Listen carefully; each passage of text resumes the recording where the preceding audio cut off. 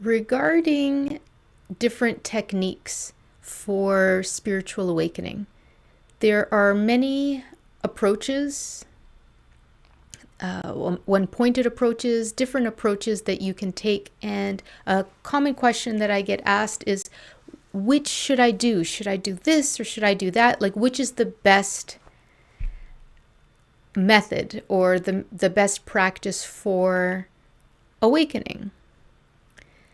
There isn't one answer regarding a technique, but the answer that I give is whatever it is that is intuitive to you right now, do that 95% of the time, and then 5% of the time do the opposite. And then when your intuition tells you to move on to something else, you can inquire into that and look deeper. So this is what that would look like. There could be times where somebody says, should I look and do self-inquiry, intellectual self-inquiry, or should I go into the felt sense? Should I do somatic work? Should I, meditate many times a day, or should I put down my meditation practice? What should I do? Trust your intuition on what feels right for you in the moment, and give yourself completely to that practice. The reason I recommend doing the opposite 5% of the time is that, first of all, there could be a lot that you can learn about yourself and resistance patterns if you're doing something even just once that you might not want to do. So for example, if you are putting down your meditation practice 95% of the time, then I would recommend maybe 5% of the time meditating. Meditating when you don't want to meditate. Meditating when it's uncomfortable or when your mind is very busy. You can learn a lot about yourself by going past your comfort zone.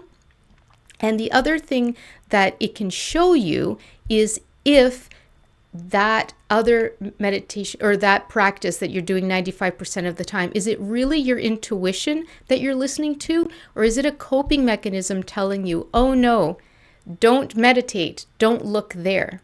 So by doing the opposite 5% of the time, you get to actually really test to see if the method that you're using is really what is resonating in the moment, or if there's some type of shadow material that's leaning towards not doing the other thing because it might show you what you're afraid to see or what you're afraid to feel.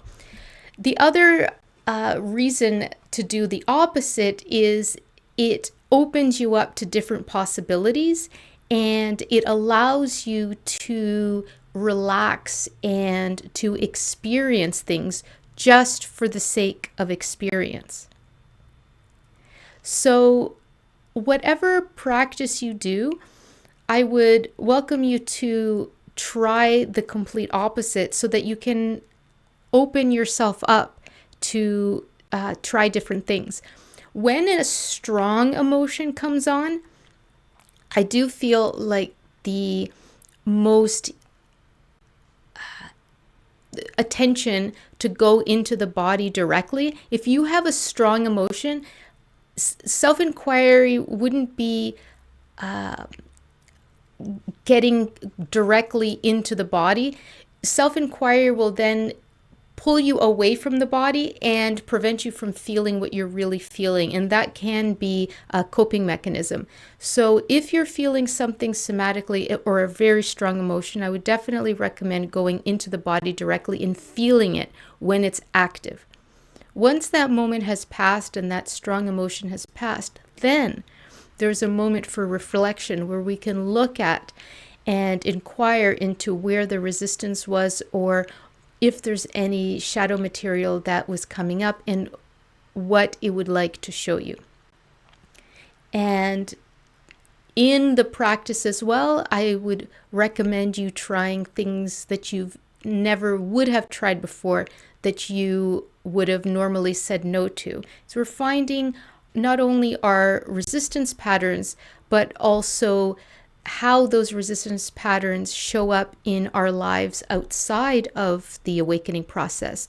So, if your meditation practice is or your awakening practice is very solitary, I would recommend 5% of the time reaching out and participating in awakening social media groups. I'd also recommend 5% of the time going out and doing maybe like a group meditation, or if you're able to join a retreat with someone else. A static dance, I think, is fantastic. There's groups all over the world that you can look online and find, and that definitely would be something to take you out of your comfort zone, not only as far as movement, but also meeting other people. And on the opposite, if your awakening journey involves a lot of socialization and meeting people, then I would then for the 5% of the time recommend maybe being solitary, maybe doing a 1 week silent retreat at home by yourself. What would that feel like with no technology and just really being with yourself? So stepping out of your comfort zone and kind of testing out different modalities. We're opening up our aperture for experience and allowing the awakening journey to unfold in beautiful and unexpected ways. And we're always meeting it with curiosity and love.